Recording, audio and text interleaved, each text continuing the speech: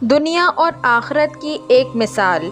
ایک کسان اپنے مالک کے کھیت میں کام کرتے کرتے سوچنے لگا، کاش میں مالدار ہوتا تو میں زمین خرید لیتا جس میں میں کھیتی کرتا۔ میں اپنی زندگی سے لطف اندوز ہونا چاہتا ہوں، لذیذ کھانے کھانا چاہتا ہوں اور آرام دہ گھر میں رہنا چاہتا ہوں۔ اچانک کسی کی آواز سن کر وہ چونک پڑا جو اعلان کر رہا تھا کہ بادشاہ سلامت ان کھیتوں کے پاس والے راستے سے آئندہ ہفتے گزریں گے اور سبھی کسانوں کے لیے ضروری ہے کہ ان کے استقبال اور ان کو سلام کرنے کے لیے صف بستہ ہو کر کھڑے رہیں۔ کسان نے اپنے دل میں سوچا، یہی موقع ہے۔ اگر میں نے بادشاہ سے کچھ سونے کے سکے مانگ لیے تو کیا ہوا؟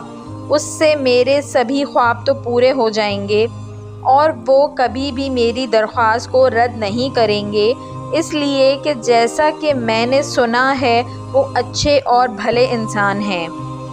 اسی طرح کسان ہفتہ بھر خواب بنتا رہا۔ آخر کار وہ دن بھی آ پہنچا۔ تمام کسان بادشاہ کے استقبال کے لیے راستے کے دونوں طرف صف بستہ کھڑے رہے۔ اچانک دور گاڑیاں دکھائی دیں جنہیں گھوڑے کھینچ رہے تھے۔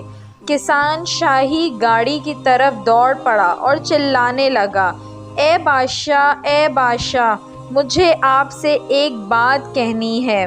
بادشاہ نے گاڑی کو روکنے کا حکم دیا اور کسان سے پوچھا، تم کیا چاہتے ہو؟ کسان بہت پریشان ہو گیا اور اس نے کہا، میں کچھ سونے کے سکے چاہتا ہوں تاکہ میں زمین کا ایک ٹکڑا خرید سکوں۔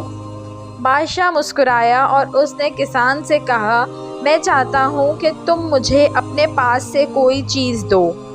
کسان اور بھی پریشان ہو گیا اور اس نے اپنے دل میں کہا کہ اس بادشاہ کی بخیلی کی بھی حد ہو گئی۔ میں اس کے پاس آیا تھا کہ مجھے کچھ دے دو اور اب وہ خود مجھ سے مانگ رہا ہے۔ کچھ دیر سوچنے کے بعد اس نے چاولوں سے بھری ہوئی ایک تھیلی سے جو اس کے ہاتھ میں تھی چاول کا ایک دانہ نکالا اور اسے بادشاہ کو دے دیا۔ بادشاہ نے اس کا شکریہ ادا کیا اور قافلے کو دوبارہ چلنے کا حکم دیا۔ نامراد ہو کر کسان کبیدہ خاطر اپنے گھر واپس لوٹ آیا اور اپنی بیوی کو چاولوں کی تھیلی دے کے اسے پکانے کو کہا۔ اچانک اس کی بیوی چلائی کہ مجھے چاولوں کے بیچ اصلی سونے کی ایک چاول دانہ ملا ہے۔ اب کسان انتہائی تکلیف سے چیخ پڑا، کاش کہ میں نے بادشاہ کو سارے چاول دے دیے ہوتے۔ بالکل یہی مثال دنیا اور آخرت کی ہے۔